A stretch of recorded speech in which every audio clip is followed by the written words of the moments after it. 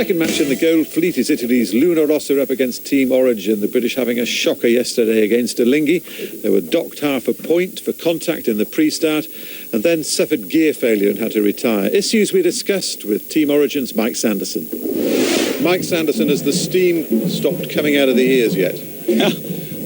Yesterday was a tough day for sure, and but you know, we've got to keep growing from these situations.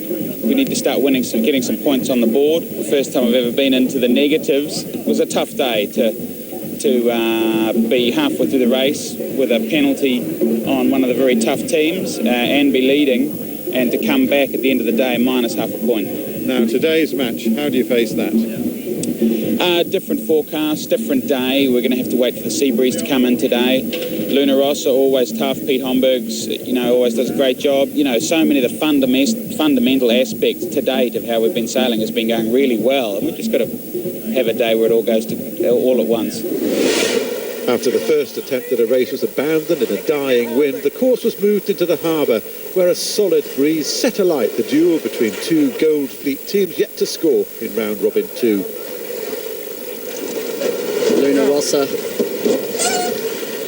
just in the windward position, needing to keep clear. It's pretty fresh. It's up 18, 19 knots. Origin in the leeward position in the dial-up phase, down towards the pin end. Boats, the afterguards won't want to stall up in the pre-start. Team Origin heading back towards the committee boat end. See the white water from the wind.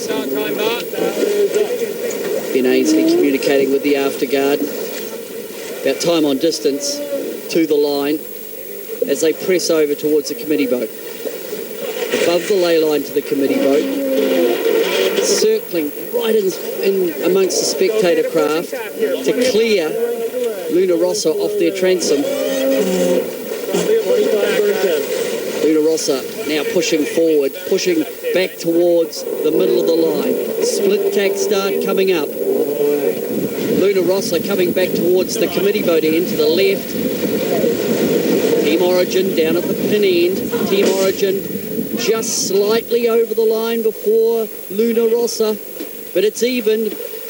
Virtual Eye had Origin out by 18 metres, but as both teams went on a long drag race out to the right on port tack, Peter Holmberg at the helm of Luna Rossa kept reducing the gauge. And 2/3 of the way up the beat, the lead changed for the first time.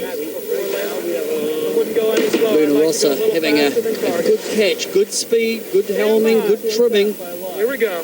Team Origin in the windward position. Just looks to be heeling over a bit more than Luna Rossa, and Luna Rossa taking full advantage, managing to reduce the gap between the two boats. Luna Rossa tacking, bow forward. Origin are going to have to keep clear as they approach the top mark. It's going to be very close, bow to stern as they come round, and it's going to be a jibe set. Sail jibes over, then we get into the hoist. It's fresh. Both boats. Team Origin first to get their spinnaker set. Luna Rossa a little bit slow on the hoist as Team Origin come thundering in from behind. Boats running down on the first downwind. Team Origin hunting for the overlap. Luna Rossa able to maintain their lead as they come into the bottom mark gate, taking either end of the gate, different options. So there's a split immediately coming off the bottom mark gate. Team Origin on the right, Luna Rossa on the left. Origin coming back towards Luna Rossa, engaging in attacking duel up the middle of the course.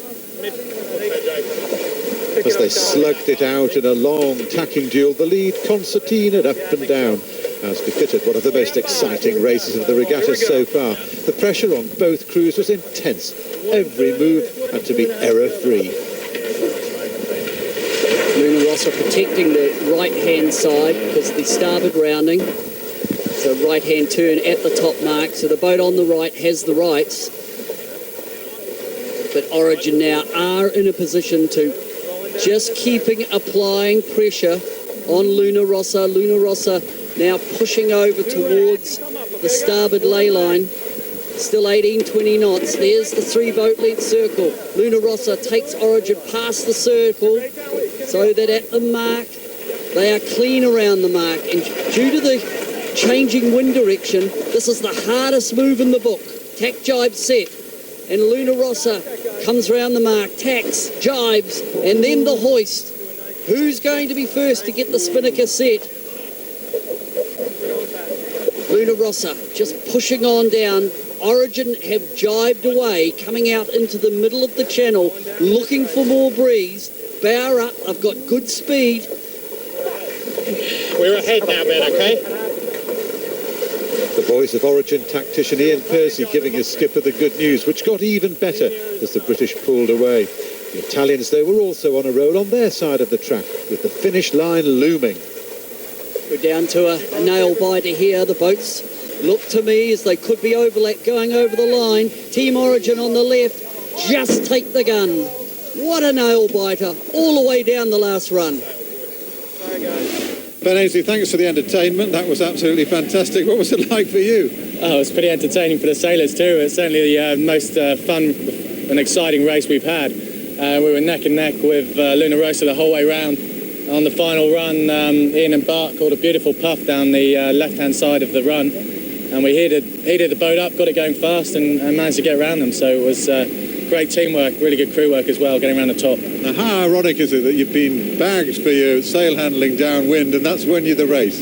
That's right. I mean, it's you know, you've got to take your hat off to the guys. It's been tough for us with lack of practice getting into this event, but we've tried to improve each day, and this time they pulled it round for us and got us a win, so hats off to them.